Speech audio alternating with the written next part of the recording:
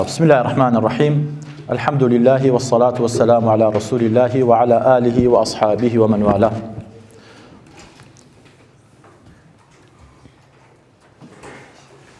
يا ربنا لك الحمد ولك الشكر كما ينبغي لجلال وجهك ولعظيم سلطانك. اللهم إنا نعوذ بك من أن نشرك بك شيئا نعلمه ونستغفرك لما لا نعلمه. اللهم آمين وبه نستعين. خوشکانی بەڕێزم برانی بەڕێز سڵاو و ڕەحمەتی خوا لە هەموومان لەوانەی سێیەم خولی الحادناسی لە خزمەتانە ئینشاء الله ئەم بابەتیان ئینشاء الله باس ئەکەین هۆکارەکانی بڵاوبوونەوەی ئیلحاد و پاشان چارەسەرەکانی. طبعا وەکو لە دەرسی پێشوش باسمان کرد ئیلحاد بیرێکی نامۆیە بە فیترەتی ئینسان، واتە مرۆڤ لە فیترەتیا خوا ئەناسێ، ناسینی خوا چاپە لە فیترەتی ئینسانە، کەواتە ئیلحاد فکر و بیرێکە بە ئینسان ناخوات. بەڵام ئەوەش بزانین کۆمەڵی هۆکار هەیە کەواکە ئەم ئیلحادە سەر ڕایبوونی فیترەتی ئینسان و ئەو هەستە فیترەی کە هەیەتی کبکا و کەس بکا و ئیعلانی ئیلحاد و ملحیدی خۆی بکات. ئەو هۆکارانە چین کە کاریگەریان هەیە لەسەر بڵاوبوونەوەی ئیلحاد. طبعا زانایەکی دەرووناس هەیە بە ناوی پۆڵ ڤیتس، ئەم زانایە قسەیەکە کات ئەڵێ لە پشتی هەموو ملحیدێکی تونڕە و هەموو ملحیدێکی تونڕە و سێ پاڵنەر هەیە. پاڵنەرێک پێوتێ پاڵنەری دەرونی، پاڵنەری پێوتێ پاڵنەری کەسایەتی شخصی، پاڵنەری پێوتێ پاڵنەری ئیجتیماعی ژینگەی یا کۆمەڵایەتی. ئەڵێ ئەم سێ پاڵنەرە وا ئەکا کەسانێک ببنە ملحید: پاڵنەری دەرونی، هۆکاری دەرونی، هۆکاری کەسایەتی شخصی، هۆکاری کۆمەڵایەتی. زۆر جوان ئەیشوبێنی ئەڵێ ئەم سێ هۆکارەش وەکو چی وایە؟ ئەڵێ وەکو شاخێکی سەهۆڵین وایە. ئەڵێ شاخی سەهۆڵین بە تەبیعەت هەر هەموو شاخێکیش خی گەورە فەرمی وەالجیبالە ئەوتادا، واتە شاخەکانمان داقوتاوە. زانایانی جیۆلۆجیناس ئەڵێن شاخ چەنی بە دەرەوەی ئەو نەشی لە ناوەیە، یعنی مێخێکە ئەوەندەی لە ناو زەویایە. شاخی سەهۆڵینیش هەر وایە، عادەتەن بەشەکەی ژێرەوەی گەورەتر لە بەشەکەی سەرەوەی. ئەڵێ بەشەن هۆکارە دەرونیەکان کەوا ئەکا مرۆڤ بێتە ملحید وەکو بەشەکەی قاعیدە بنەکەی ژێرەوەی شاخە سەهۆڵ بەدینەکەیە. ئەڵێ ئاوەکەی چواردەوری شاخەکە دەریاکە محیطەکە، ئەڵێ ئەمە هۆکارە کەسی و هۆکارە کۆمەڵایەتیەکانە. ئەو تۆزە شاخە بەفرینەی کە دەرئەکەوێ ئەوەی ئیلحادەکەی،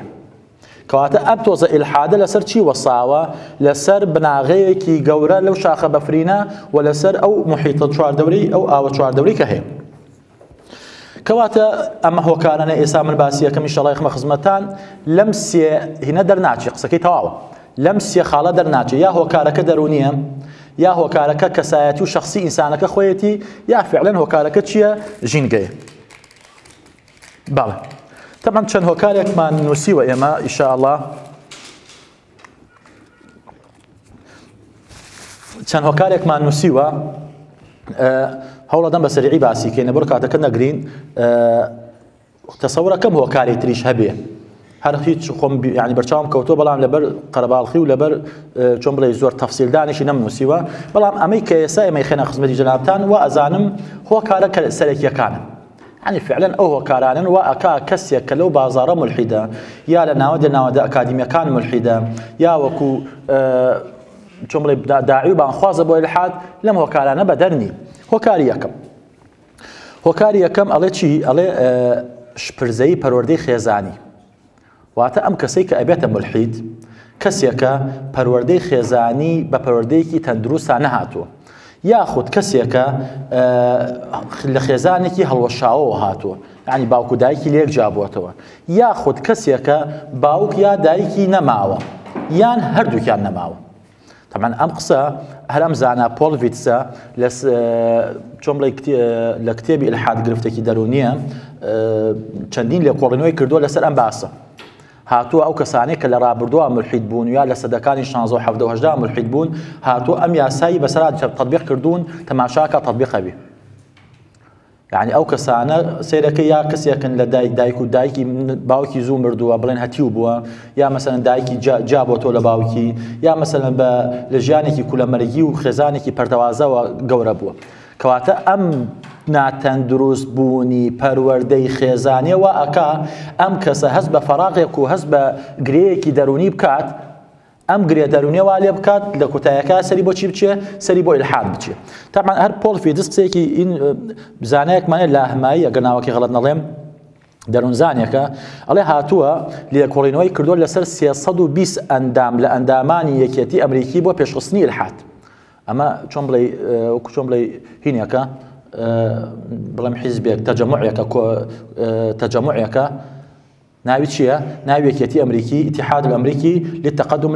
الإلحاد ئەگەر عەرەبیەکەی تەواو بێ ئەڵێ ئەم 320 نەفەرە هاتووە تەماشای ژیانی کردوون بینیوێتی لە 150 زیاتریان ئەم کەسانە لە تەمەنێکی کەمە باوک یا دایک یاردویان لەدەستداوە یان ئەوە کەیتری بینیوێتی ئەم کەسەکە گەورە بووە و کەسە ئەندامی ئەم تەجەموع ئیلحادیەیە لە ژیانێکی ناڕەحەت و بەدەست چەرمەسەری ژیان و چۆن بڵێ تەندروستی پەروەردەوە ناڵاندوێتی بۆیە فعلەن هۆکاری ناتەندروستبوونی پەروەردە لە خێزانە سەرئەکێشە لە داهاتووە بۆ ئیلحاد یعنی ئەو کەسانە ئەگەر ئەم دراسە ئینسان هەر چاو بگێڕێتەوە بە ئەوانەی چواردەوری خۆیان ئەوە بینی طبعا قسەیەکی ترە کا پۆڵ ڤیتس قسەیەکی جوانە ئەڵێ ئەو کەسانی کە باوکیان ئەمرێ بە تایبەتی باوک ئەڵێ مرۆڤ باوک وەکو چی تەماشاکە باوک وەکو قودوە و پێشەنگ تەشبیه نەبێ ئەم قسە بێ دەمێ وەکو چۆن بڵێ وەکو خوایەک ئینەکات یعنی ئیلهامی لێ وەرەگرێ ئەم کەسە کە تەماشای باوکی ئەکات باوکی بە قودوەی حەسەنە ئەزانێ حەو باوکە هەرچی بکە ئەمیش ئەیکات ئیلهام لە وەرەگرێت دەکاتێک کە ئەم کەسە کە باوکی ئەمرێ یعنی ئیلهام بەخشی نامێنێ ئەڵێ ئۆتۆماتیکی ئەم ڕقەی کە بەراکە لە دەستچوونی باوکی دەستی ئەکەوێ ئەیگوازێتەوە بۆ کوێ بۆ ڕق بۆ خوای جەل جەلالوه ئەمە پێوتێ گرەی ئۆدیب لە فەلسەفەی فرۆیدا لە فرۆیدا گرەی ئۆدیبی پێوتێت زۆر لەسەر ئەمە ناڕۆم بۆی ئین نەبێت کەواتە ناتەندروستبوونی پەروەردەی خێزانی هۆکارێکی زۆر لەبارە بۆ ئەوەی کەسێک بێتە ملحید طبعا با قسێکی دریش بکەین ئەمە خۆ ناکرێت بڵێیتر تۆ ئەمە قاعدەیەکە لە 100 نه يعني صدان وهزاران خەڵکەیە لە ڕووی کۆمەڵایەتیشەوە با بڵێن لە خێزانێکی هەڵوەشاوە هاتووە و لەوانەیە خەڵکانێکی دیندارش بێ دیندار بە مانە گشتیەکەی نەک بمانە مسلمان يعني ئایندار مهم بەڵام چی بەڵام ئەمە زۆرینەی ئەوانەی کە مولحید بوون لە ڕابردووی سەدەکانی 70 و 80 و 90 و ئێستاش ئەم یاسایان بەسەرا چێ بێ هەنێکیان بەسەریانە جێبەجێ ئەبێ زۆر لەسەر ئەمە ناڕوون هۆکاری دووەم ئەم هۆکارە تقریبا ئەمە زیاتر باسی چی ئەکەین لە ڕاستیایی تر هۆکارەکان باسی کۆمەلگای ئیسلامی ئەکەین یعنی لە کۆمەلگای ئیسلامیە ئیلحاد بۆ بڵاوە لە کۆمەلگای ئیسلامیە خوشکانی مەبلایانی من ئێمە ئەو هۆکارەی وا ئاکا دژە ئیلحاد بێ گوتاری دینیە واتە خطابی دینی خطابێکە دژە ئیلحادە و خطابێکی پەروەردەیی و چۆن بڵێ یاسا کۆمەڵایەتیەکان لە خطابی دینی وەرەگیرێ دەکە ئەگەر خطابی دینی خطابێکی دروست نەبوو بە شێوەیەکی تەندروست ئاراستەی کۆمەلگا نەکرا ئەو کۆمەلگا وردە تاکەکانی یا هەنێکیان سەر بۆ چیەکێشن سەر بۆ ئیلحادێکێشن گوتاری دینی لە ئێستا لە کۆمەلگەی خۆمانە عالم چەند جۆرێ لە کۆمەلگەی ئیسلامیە بە عام و بە کوردستانیشەوە لەم چەند جۆرێ گوتارێکی خوڕافی ناعەقڵانی کە هیچ پشت بە هیچ بابەتێکی زانستی پشت بە هیچ بابەتێکی عەقڵانی نابەسی یعنی خرافەت بە باسەکە وەکو وایە باسی حەقیقەتی بۆ بکە دەی خەڵکانێک کاتێکە ئەمە بە ڕەمزی دین ئەبینن ڕقیان لە دین ئەبێتەوە کاتێکە کە ئەبینێ کابرایەکەمە لە لیباسێکی دینیا یا بانخوازێکە لە لیباسێکی دینیا کۆمەڵی قسە ئەکات کە پڕە لە خورافات و ئەفسانە و شەعوەزە و دەجەلە و شتی درۆ و لەم بابەتانە حاشە لە ڕوتان ئەمە چیەکە ئەمە ئەم کەسە وردە لە دین دوورەکەوێتەوە دین بە شتێکی چی ئەزانێ دین بە شتێکی ناعەقڵانی ئەزانێ بە ئەساطیر الئەوەلین ئەزانێ وەکو لە قورئانە باسی هەیە گوتارێکی ترمان هەیە گوتارێکی توندی ناواقعی کەسێکە چەقبەست و لە ڕابردووە یعنی ئەو بەڵگانەیە با بڵێن ئەو حکمانەی کە لە ڕابردووە نازڵ بۆ واقع کە هەموو حکمێکی ئیسلامی بۆ معلوماتە خوشکابرانم هەموو فتوایەک زەمینە سازی خۆی هەیە زەمان و مەکانی خۆی هەیە ئەم دێ بە هەمان دەق بە هەمان نەس ئەو فتوادا ئەبەزێنە سەر واقع ڕەچاوی چی ناکات ڕەچاوی ئەم زەمینەن ئەم شوێنە ناکا کە ئەم فتوای بۆ دابەزێنی ڕەچاوی ئەم کاتە ناکە کە ئەم فتوای بۆ دابەزێنێ ڕەچاوی ئەو کەسە ناکە کە ئەم فتوای بۆ دابەزێنی ئیتر تەواو چۆن بوو وەکو چۆن بڵێ ظاهیرەکان چۆن بوو دەقدایە بەزێنی ئەمە جگە لە چیش ئەمە جگە لەولاوە خەڵکانێکی چین خەڵکانێکی تند وەکوڵە تند ئاژوون خەڵکانێکی متعاصبن کە خۆی لە گوتاری تقریبان تەکفیریەکان نابینێتەوە ئەوە یەکەم خۆی لە گوتاری با بڵێن ئەگەر قسەکە دروست بێت لە سۆفی عیرفانیە خورافیەکە ئەمەی دوم لە خۆی لە گوتاری بڵێن داعش و تەکفیریەکانە ئەبینێتەوە گوتارێکی تر گوتارێکی سوڵتەویە دێت هەرچی سوڵتە و دەسەڵات ئەیکات ئەم جوانیەکە تەزیینی دەسەڵاتەکە سوڵتە جوانەکە سوڵتە بە شێوەیەکی پینەی عەیبەکانی دەسەڵاتەکە دەی کاتێکا منێک ئێستا لێرە دانیشتوم توێکی گەشت لێوێ دانیشتویت مەسەلەن لە وڵاتانی ئیسلامی بەعام سەرێکی سوڵتە و دەسەڵات ستم و زوڵمێکی زۆری لە جەنابە کردووە لەولاوە کەسێکە بینی کە نمایندەی دینە ئەم کەسە دێت بە شانوباڵی ئەم سوڵتە هەڵئەدات ئەم کەسە دێت پینەی عیبەکانی ئەم سوڵتە ئەکات تۆ لەو کاتا ڕق لە دین ئەبێتەوە ئۆتۆماتیکیش ڕق لە دین بۆ بەرامبەر ئەچی بۆ کوێ ئەچی بۆ لای ئیلحادەکە کەواتە خاڵێکی تر هەر لەم گوتارە دینیە باش نوێنەرایەتی نەکردنی بانخوازان و زانایانی ئیسلام بۆ ئیسلام ئێمە گەر باسی وڵاتانی ئیسلامی بکەین یعنی کاتێک ئەو کەسانی کە ئیدعا و بانگەشە بۆ ئیسلام ئەکەن یعنی خەڵکانێک تەمەنەوە بە شتێکی ڕەهانیە با بڵێن زۆرینەیەک تقریبا یانی وە بەنیوە هەر چۆن ڕێژەکەی چۆنە نازانم خەڵکانێک دەستێ دەکەیت کە خۆی ئیدعای چیەکە ئیدعای ئەوە ئەکات کە ئەم کەسێکی ئیلتیزامدارە و ئاهلی ئیلتیزامە بەڵام کۆمەڵی هەڵسوکەوت و مامەڵە و تەسەڕوفی لێ بینیت ئەم کەسە هیچ هەڵگری ئەو بانگەشانە نییە کە بانگەشەی بۆ ئەکات لە ڕووی ڕەوشتی لە ڕووی کۆمەڵایەتی مەسەلەن لە ڕووی سیاسی ئەمەوە ئاکا منێک کە لەیلاوە ئەیبینم ئەم نوێنەر و ئەم بانخوازەی ئیسلامە لا من ناشرین بێت کە ئەو ناشرین بوو تەقدیسەکەی نەما ئۆتۆماتیکی ڕەخلەکە بەرەو کوێچێ بەرەو ئیسلامەکە و سەر بۆ کوێچێ سەر بۆ ئیلحادەکە ئەکێشێ هەموو ئەمانە پێکۆ بوونی ئەم جۆرە لە گوتاری ئاینی نابەرپرسانە وای کردووە لە هەندێک کەس گومانی خراپ یا بۆچوون و تێڕوانینی خراپیان بەرامبەر چی هەبێ بەرامبەر ئیلحاد هەبێ و بەرامبەر ئیسلام هەبێت و لە دوجارێکە بچن بەرەو کوێ بچن بۆ لای ئیلحاد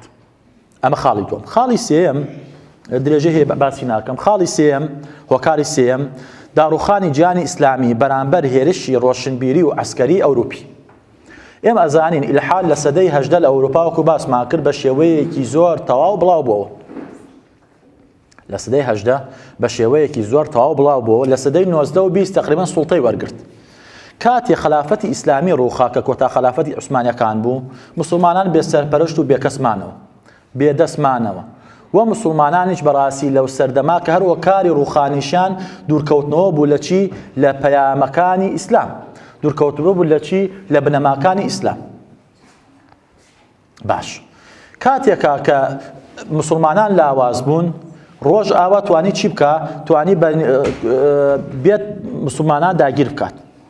جگە لە بردننی سەرۆت و سامانی ژێرزەوی و سەرزەویان بیری پوچی ئیلحادیشان وردەوردە چی کرد وردەوردە هاوردە ناوکێ هاوردە ناو مسلمانان ئەو مسلمانانەی کە سەرسام بوون بە ئەم هێزە ئەبقەریە ئەم هێزە چۆن بڵێ ئەم دەسەڵاتە بە هێزەی ئەوروپی ڕۆژ ئاوایی لە ڕووی عەسکەری و سەرسام بوون بە ئەم گەشە پێشکەوتنە زانستی ڕۆژ ئاوایی کەوتنە ژێر کاریگەری چی کاریگەری ئەم بۆچوونە ئەی ئەوان چی وای کردو ئاوا پێشکەون وازێنانیان لە کڵێسا و لە ئاین و دەستگرتن بە ئیلحادەوە هات هەمان یاسای بەسەر خۆیان تەطبیق کرد وتی بۆ ئەوەی منیش وەکو ئەو پێشکەوم ئەبێ واز لە ئیسلام و ئاینەکە بێنم و مزگەوت بێنم دەست بگرم بە ئیلحادەوە هۆکاری پێشکەوتنی ئەوان ئیلحادە ئەبێ ئیلحادی منیش پێشەخات باشکرا ئیترە بەخۆ منەزڕینی وەکو تاها حوسێن و جەماعەتی میسر ئەم قەولە ئەم قسەیان ئەکرد باشکرا کەواتە ئەم کاریگەر بوونە بەچی بە سەقافەی غەربی بە هێزی عەسکەری غەربی وای کرد چی بێ وای کرد خەڵکانێک بانگەشەی ئەوە بکەن کە ئەبێ ئێمەش بۆ ئەوەی پێشکەوین وەکو کێ بکەین وەکو ڕۆژ ئاوا بکەین ئەوان وازیان لە ئاین هێنا پێشکەوتن ئێمەش ئەبێ واز لە ئاین بێنین جا پێشەکەوین وازحە بەڵێ بەسەرعی باسی یەکەم بۆی لەبەر خزمەتی کاتێک هۆکاری چوارەم کەمە هۆکارێکە کە من ئازام لە کوردستانی خۆمان و بە تایبەتیش لە ناو گەنج لە نێو چینی گەنج یەکێکە لە هۆکارە باوەکان ئەوی چییە؟ ئەویش دەستخستنی ناوبانک بەڕێزان ناوبانک دەرکردن وەکو لە ئەو هینیشە باسمان کرد حەز بە دەرکەوتن حەز بە باسکردن حەز بە ناساندن حەز بەوەی خەڵک ناو بێنێ و وەسف بکەوە باست کە ئەمە جۆرێکە لە نەخۆشی واقعاً جۆرێکە لە نەخۆشی یعنی حەز بکەی هەموو شتێکی خۆت بێ شاشە هەر تۆی تیا بێ باسی تۆ بێ ئەمە جۆرێکە لە نەخۆشی وەکو لە مینەکا بینیم ئەم حەز بە دەرکەوتن و حەز بە ناوبانگ پەیداکردنە پێویستی بە چییە؟ پێویستی بە جوود و مانووبوونە یعنی ئەو کەسانی کە ناوبانگ پەیدا ئەکەن تەمەن ئێستا باسی ئەوە ناکە هەنێک کەسە ئێستا لە تیکتۆکمان هەیە ئەوانەی کە ناوبانگ پەیدا ئەکەن خەڵکانێکی چین خەڵکانێکی خوێنەوارن لە بوارەکانی زانستی وەرزشی ئاسی ئەکادیمی مەسەرەن ماندوو بوون گەیشتون بەوە دەی منێکیش حەز ئەکەم وەکو ئەو ناوم هەبێ ناوبانگم هەبێ باز بکرێم ئەی هیچیشم لە باران نییە هیچیشم پێ نییە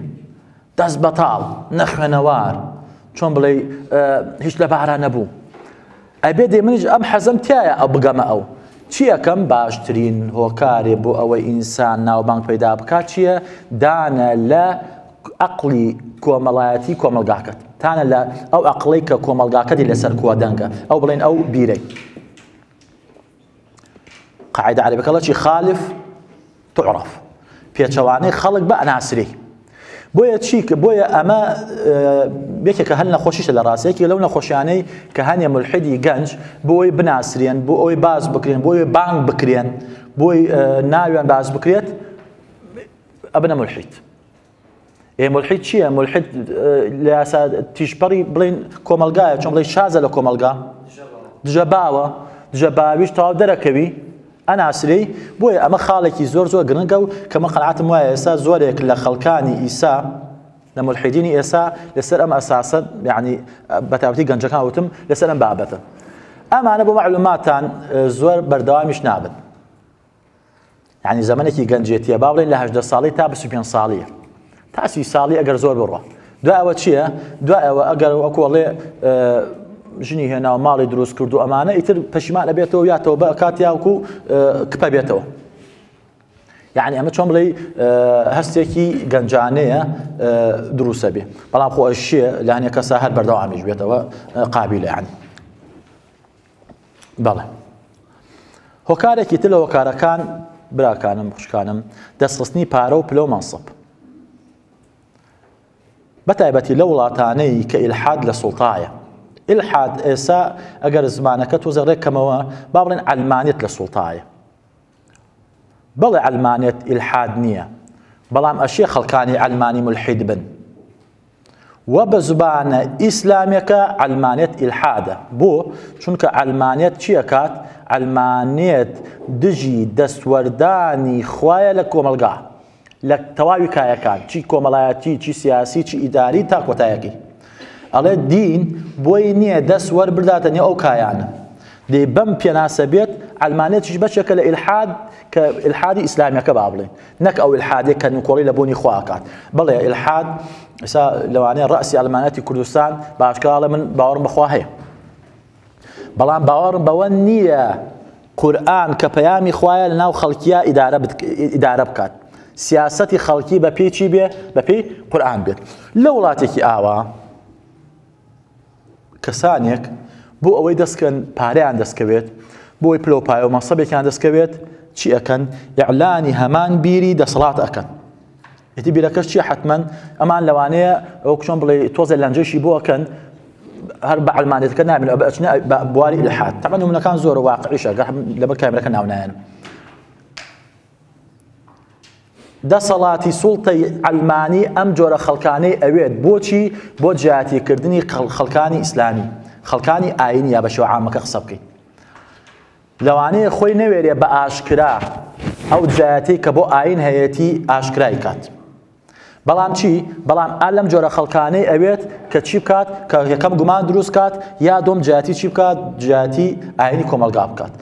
ئەمانیش بۆ خاتری ئەوەی پارۆش مەسەبێکیان دەستکەوێت لە دەساتە نزیکە بنەوە بنە مولحید. بەڵێ خاڵێکی تر خوشکان برایانی من هۆکاری شەشەم، ئەم هۆکارش بەڕاستی هۆکارێکی گرنگە لاوازی و شارەزایی لە ئاین و بنەماکانی. من بۆچی کەسێک بۆچی بێتێ مولحید؟ ئەشیام کەسێک بۆتە مولحید کەسێکی فعلا يعني بيوە بە دوای حەقا بگەڕێ. يعني خۆ شەرت نییە خوشکانم براکانم شەرت نییە ئەو کەسانی مولحیدن هەمویان ئەم خاڵانە بکەم باسم کرد. خەڵکانێکی تایە لەوانەیە مەسەڵەن هەر فعلا بە دوای حەقا ئەگەڕێ و قەناعەتی وایە ئێستا حەق لەم کاتەیە لای ئەوەیە کە ئیلحاد بێ. یەکێ لە فەیلسوفەکان قسەی جوانەکە ئەڵێ کەمی فەلسەفە ئینسان ئەکاتە مولحید بەڵام زۆری فەلسەفە ئینسان بەرەو ئیمانە بە. يعني ئەم لەم دەقا کە کەم عیلمە شارەزایی کەمە قەناعەتی وایە حەق لای ئیلحاد. حەق لای ئەوەی باوەڕ بەوە نەبێ خالقی کەون هەیە، باوەڕ بەوە نەبێ ئاینەکان بۆ بەرژەوەندی خەڵکی دنیا و قیامەتی خەڵکی هاتوو. ئاینەکان بە ئەفسانە و بە خوڕافە و بە ئەم بابەتانە مەسەلەن بشوبهێنێ و بچوێنێ. باش. ئەم جۆرە کەسانە کە بۆ وایان لێ دێت، ئەم جۆرە کەسانە برا جوانەکەم بە تایبەتی لە کۆمەلگای ئیسلامیە ئاگاداری بنەماکانی ئیسلام نین. یعنی بە پەروەردەیەکی ئیسلامی نەهاتوون. پەروەردەی ئیسلامی خۆتان ئەزانن تۆ یا لە مەکتەب و قوتابخانە ئەخوێنرێت کە ئێستا نەماوە، یان لە مزگەوتەکان کە داخراوە و بۆ شێوە لە شێوەکان بێ ڕۆڵ کراوە. ئیتر شوێنێک نییە ئەم ئاگاداری دین بێ بزانێ ئەم دینەی کە ئەم لەسەری گەورە بووە لە باوکو دایکێکی مەسەلەن مسلمان هاتووە باسی چیەکە؟ چۆن وەڵامی پرسەکان ئەداتوە؟ ئەو پرسیارانەی کە بۆ ئەم بووەتە گومان چۆن وەڵامەکەی چییە؟ دەی کاتێکە شارەزای دین نییە، شارەزای ئیسلامەکەی نییە،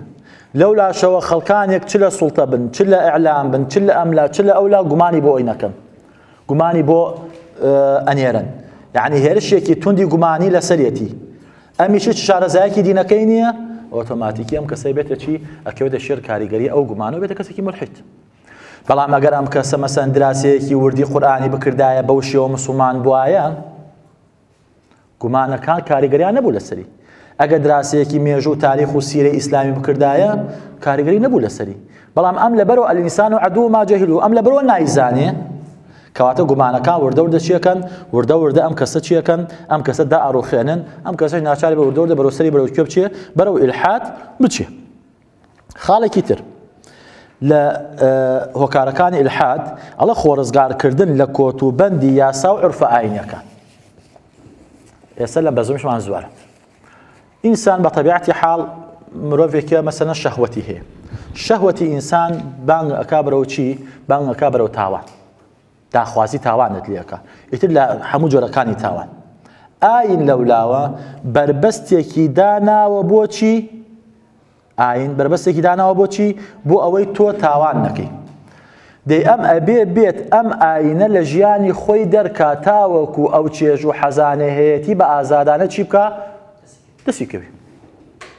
بۆیە قسەی جوانەکە ئەڵە چی؟ فەلا حەلال وەلا حەرام فی ظلال مەملەکەت الإلحاد. يعني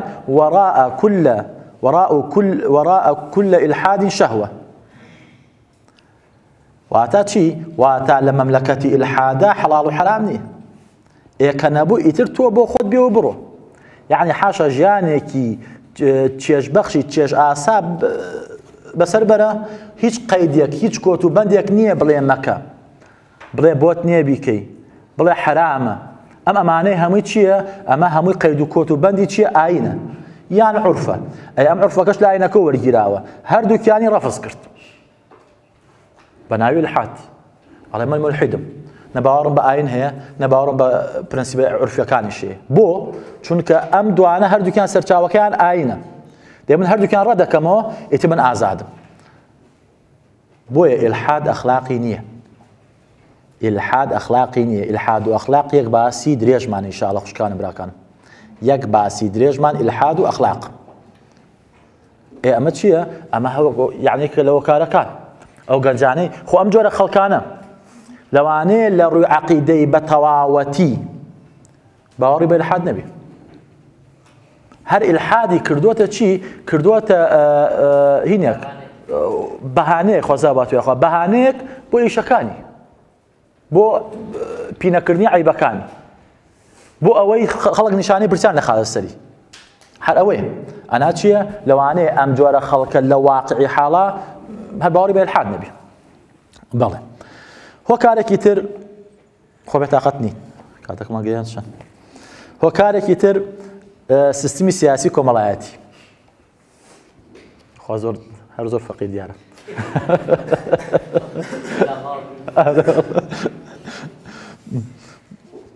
ئەڵێ جارێک کابرایەک ئەچێ سیارەیە بکڕێ ئەم نوکتەدان بۆ ئینکەم ئەڵێ چێ سیارەیە بکڕێ لە بەڵین لەو بەغا ئەڵێ کابرا ئەڵێ کاکە ئەم سیارەیە من سیارەیەکی زۆر عەجیبە بە زیکری خوای شەکە ئەڵێ چۆن ئەڵێ وەڵا بڵێ الحەمدولله وەکو بەنزینە ئەی سیارە ئەڕوە بڵێ لا إله إلا الله ئەوەسی ئەڵێ وەڵا ئەمە سیارەی زۆر چاکە تۆ هەموو جارێ دەمو لە زیکری خوای و سیارەکەش دەیەخوڕی زۆر بێعیبە سیارەکە ئەکرێت و یەتۆ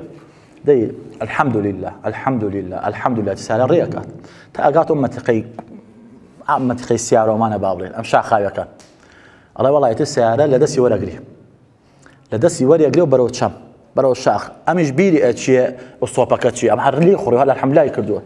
حینی کات دەی خەریکە سیارەکە ڕۆ هەر خەریکە دا ئەکەوێتە خوارەوە هەر بیری ئەچێت چی ئۆستۆپەکە دەی سیارەکە ئەچێتە لێواری نەکەوت بیرەکەوێت کە لا إله إلا الله لا إله إلا الله لا إله إلا الله وڵا سیارەکە وەسی الله الحەمدولله سیارەکە کەوتە خوار باش وەربات وەزەهێن بن هۆکاری هەشتەم خوشکان برایانم سیستمی سیاسی و کۆمەڵایەتی طبعا سیستمی سیاسی هۆکارێکی کاریگەرە لە دروستبوونی ئیلحاد بە تایبەتی ئەگەر ئەو سیستمە سیستمێکی داخڵۆسیێنەر و ستەمکار بێ چۆن مرۆڤ بە تەبیعەتی حاڵەتمان بە فیترەت خوا ئەناسی و خوایش بۆ ئەوە ئەناسێ بەدەمیەوە بێت بەهانایەوە بێت لە کێشە و گرفت و ناڕەحەتیەکانیان بیپارێزێ خەم و خەفەتەکانی عەرزی خوا بکە و خوای گەورە خەم و خەفەتەکانی نەیەڵێ کاتێک ئەم کەسە کە لە سیستمێکی سیاسی با بڵێن ستەمکارایە ئەم سیستمە سیاسیە ستەم لەم کەسە ئەکات ئەم کەسەش هەرچی چاوەڕێ خوایەکەی کە کردوێتی بە خوای خۆی و هاواری تێکە وەڵامی بداتەوە ئەم زاڵمە و دەستی ئەم زاڵمەی لەسەر لابات دەستی زاڵمیش خوای گەورە نەیکردووە بە یاسا لەسەر خۆی زاڵم ئاوای کە ڕێک دەستی بشکێنێ وایەوان نییە وەکو سایەتەکان باسەکەم ئەمە خوای گەورە فەرمی چی لە فەرمودەیەکە فەرمی اتقوا دعوة المظلوم فإنها تحمل على الغمام يقول الله صلى الله جل جلاله وعزتي وجلالي لأنصرنك أفرمي بمظلوم عليه سيون بزات گەورەی خۆم سەر ئەخەم بەڵام هەلو بعد حين بەڵام ڕێک نەکڕێک لەو دەقا دوای ماوەیەک واضحە دوای ماوەیەک يعني هر شاعر قسيكي جوانكا الله أيها المظلوم صبرا لا تهن إن عين الله يقضى لا تنام واتعالى مظلوم صبر بقرا بهوان مبا چاو ديري خوا بسرتو خواي قولة چون بلي بخبره اگر قسك بنجابيت نخوتوا خواي قول نكردو بياسا لسر خويا ظالم راسته وخو بقريت بلام كقرديشي إن أخذه أليم شديدة هذا يقريه بس لو أنا كاتيكي بيوت أم كسوا لأخواتي ناقة أم كسوا لأخواتي جيشتو أم ظالم استميل يكر خواتك بتهانايو إخوائي قول شو ناقة دايم كست شيء كات لأخويا خيبي لمن خواياكم بوت شيء يعني متيم لا دالكاي تنغانا خواياكم بوت شيء نيتهانامو خواياكم بوت شيء منالكم خليك نخوش خليك أمري شفاي نادا واضحة أما چیە ئەمە ئەم سیستمە سیاسیە بووە هۆکاری چی هۆکاری ملحیدبوونی تاکەکانی ئیتر خۆت شەرت نییە ئەمە سیستمەکە زوڵمەکە لەلایەن سیستمەکەشەوە کرابێ جاربا سیستمەکە وتما کۆمەڵایەتیە سیستمی سیاسی و کۆمەڵایەتی جاربا کابرایەکی مەزلومە دەسەڵاتدارێکی کۆمەلگایەتی هەر پلەیەکی هەیە زوڵمیلیەکە مهم فکرەکە ئەمەیە ئەم کەسە چاوەڕێ ئەم خوا بەردەوام چاودێری بکە و بەردەوام بیپارێزێ بەردەوام پێی بدا بەردەوام لە بەڵا بیپارێزێ دەی خوای گەورەیش ئەمە نەکردو یاسا لەسەر خۆی دوای لە کێشەی شەڕا باسی یەکەین جاری وایە ئینسان قاچشکانی خێرە بووی دەستشکانی خێرە بووی کەس ئازانی خێر بە چیوە براکانم خوشکانم جاری وایە تۆ بە حەزی خۆت حەزت لە شتێکە زۆریش دەیسەرەکەی نییە لەوانەوە خێر بی واضح براکانم باش خاڵی نوێم ئەمەش کە باڵقەیەکی درێژ باسی یەکەین کێشەی شەڕ بیرتان بێوتمان کێشەی شەڕ کێ یەکەم جا باسی کرد ئەبی قۆڕ وتی چی وتی ئەگەر خوا بە ڕەحم و بە سۆزە بۆچی شەڕ هەیە آخر مرۆڤی بەسۆز شەڕ بۆ بەرامبەرەکەی ناکات قبوڵی شەڕی نییە بۆ بەرامبەرەکەی ئەی بۆچی ئەم شەڕە هەیە ئەگەر شەڕەکە ئەتوانێت لابا بۆ لای نەبرد ئەگەر لای نابا عەدل نییە کەواتە ئەم خوا ئەگەر لای نابا کەواتە خوایەکی بەسۆز و بەڕەحم نییە ئەگەر لایشی چۆن بڵێ ئەگەر لای ڕێکی کەڵ ماسەوێت ئەوە چی لێم تێکەڵ بوو نه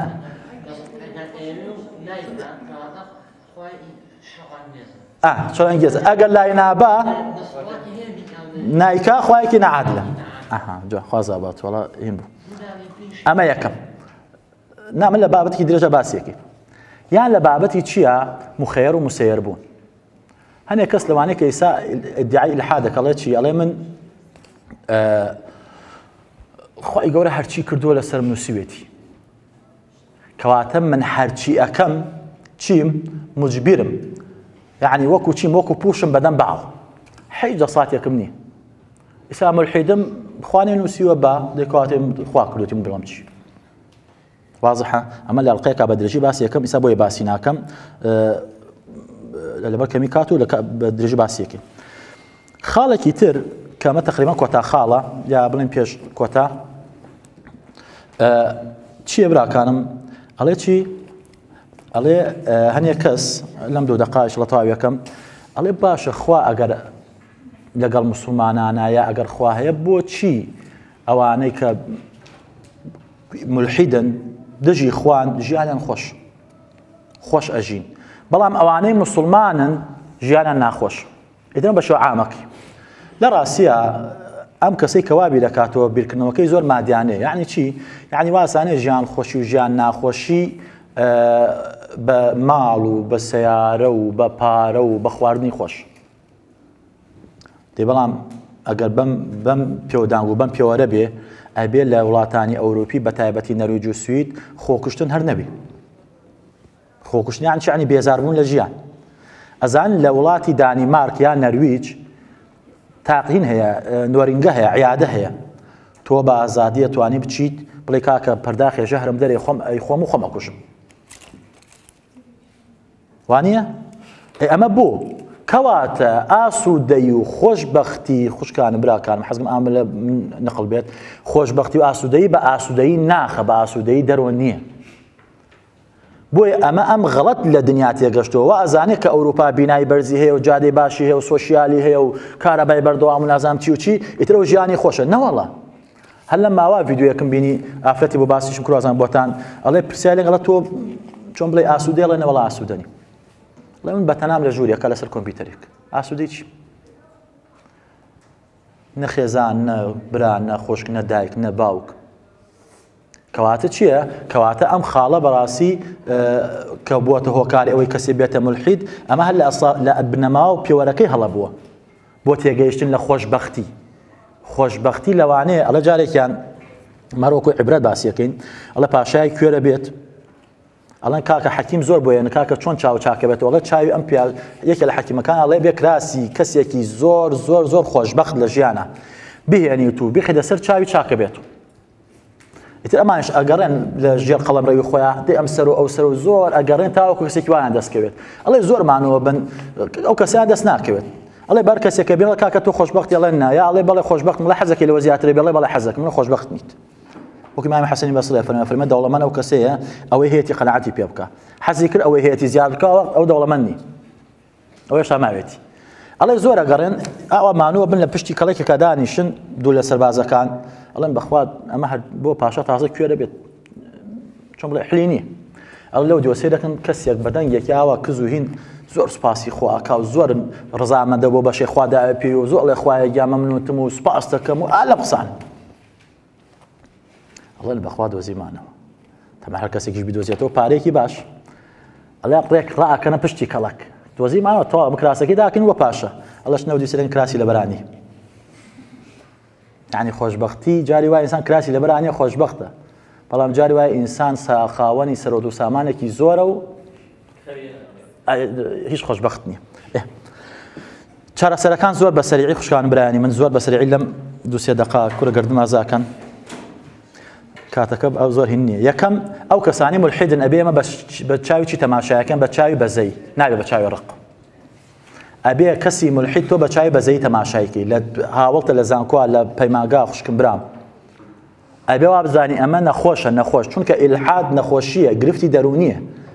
دەیاهات چەندین لێکۆڵینەوەی زانستی هەیە لەو کتێبی ئیلحاد گرفتی دەرونیا هەمووی هەیە. سەیری کەن دوای شەڵێکەنە یەکێ لە بابەتەکانی دەورەکەشمان لە کۆتایە بەس. ئەڵێ چی؟ ئەڵێ ئەو کەسانی ملحیدن نەخۆشن. ئینسانی نەخۆش خۆ تۆ نابێ ڕق لێ بێ. ئەبێ بەزەی پیای بێتەوە. ئەمە یەکەم. بۆیە پێغەمبەر صلی الله علیه و سلم فەرمووی لا تكونوا عونا للشيطان على اخيكم. واتە ئەم کەسە مسلمانەکەی سابۆتە ملحید تۆش مەبەرە شەیتان ئەوێترە دووری خەیتۆ لە دین. نا بە نەرمونیانی بە زمانی جوان وردە وردە لەگەڵا چی بکە لەگەڵا قسە بکە. دووەم گۆڕینی گوتاری دینی. لە گوتارێکی متتەڕیفی یعنی لە بینی ئیفرات و تەفریطا گوتارێکی واقعی زانستی عەقڵانی بە شێوەیەک نە شەرم بکەین لە بابەتە میتافیزیکانی ناو دینمان. يعني لو بابتاني باسي قيامته باسي عذاب قبره باسي بهش جهنم باسي نشان بك الاحكام حدود كاني وانا زياده رويش بكين كاتمني خالك يتر هيك لقمانو هيني برابر ما نترسي خويا يقول القران وكوتمان كان هاجر ابراهيم پیغمبر فرمي خويا كان ارني كيف تحل الموت هرچن باسه فرمي كيف نا فرمي شلون زيندوك الله شلون زيندوك نا فرمي زيندوك تو انا كيتو معلومات ئەمە چییە؟ ئەمە ئێمە هەر کەسێک کە ملحید بوو احتیاطی بابێت تەرحیب گومانەکەی خۆی بکات تۆ بە شێوەیەکی جوان چی بکە ڕەدی بدەیتەوە. خاڵێکی تر ئەدەبی حیوار لەگەڵ ملحیدا. یعنی بەڕاستی تا بتوانێت ئەدەبی حیوارمان هەبێت. ئەگەر ئەو ئەدەبەکەی نەپاراست حیواری لەگەڵان مەکە تا فێری ئەدەبەکەی بی. پێغەمبەر خوا صلی الله علیه و سلم عوتبەی کوڕی ڕەبیعە هات بۆ لای فەرمووی تۆ چیت ئەوێت؟ ئەگەر شێتی حەکیم بۆ هێنین، ئەگەر دەسڵاتی و دەکەینە گەورەی خۆمان، ئەگەر حەز لە ئافرەتە بۆ هێنین، ئەگەر پارۆماڵ ئەبێ ئەکەینە دەوڵەمەندی خۆمان. ئەم پێغەمبەر صلی الله علیه و سلم هین نەبوو تووڕە نەبوو کە بڵێ ئەگەر شێتی بڵێ خۆ شێتی من شێتی چیم پارەم بۆچی پارەمان نا تا قسەی تەواو فەرمی ئەفارغتە یا ئەبا وەلید تەواو کرد ئەبوو وەلید فەرمی ئادەی فەرمی لەگوێ بکرد. چوار ئاەتی بۆ خوێن ئەبوو وەلیدی تەخت کرد و چۆ بەلای جەماعەت وتیان وەڵای ئەو دەموچاوی پێچی و دەموچاوانی پێ هاتیت تۆ. مەبەستم چییە؟ یعنی تۆ گوێ بگرە لە بەرامبەر بزانم چی ئەڵێ اینجا یەکە قسەکانی ئین بکەم. خاڵێکی تر سیستمی گۆڕان لە سیستمی سیاسی و عەدالەت بە تایبەتی لە هەر وڵاتێکی ئیسلامی و معلوماتە عەدالەتی شێوەیەک لە شێوەکان عەدالەتە بێ ئیلحاد کەم. لە هەر وڵاتێکە عەدالەت نەبێ و تۆتالیتاری بێ ئیلحاد زۆرە. ناوی وڵاتەکانیان لەبەر کاملەکە خۆتانوانی بزانن. خاڵێکی تر نابێ ئێمە هەمیشە ئێمە لە بەرامبەر ئیلحادا چی بین؟ ئیلحادا چاوەڕی بن ئەوان پرسیار بکەن. ئەمەش ئەکەم ئەڵقەی ئینشاءالله پرسیارە ماندووکەرەکان بەرامبەر ملحید. یەک ئەڵقەباس یەکەین ئەو پرسیارانەی کە ملحید ناتوانێت وەڵامی بداتەوە. ئەبێت تۆ هجووم بکەیت. نابێ هەر تۆ لە جێی دیفاع بێت و ئەو هجووم بۆ بکە. ئەبێت چی بکەیت؟ تۆ هەمین هجوومی بۆ بکەیت بەڕاستی هجوومکردن بۆ سەر ئیلحاد خۆی بۆ خۆی چارەسەرێکە بۆ ئیلحاد. سبحانك اللهم وبحمدك أشهد أن لا إله إلا أنت أستغفرك وأتوب إليك.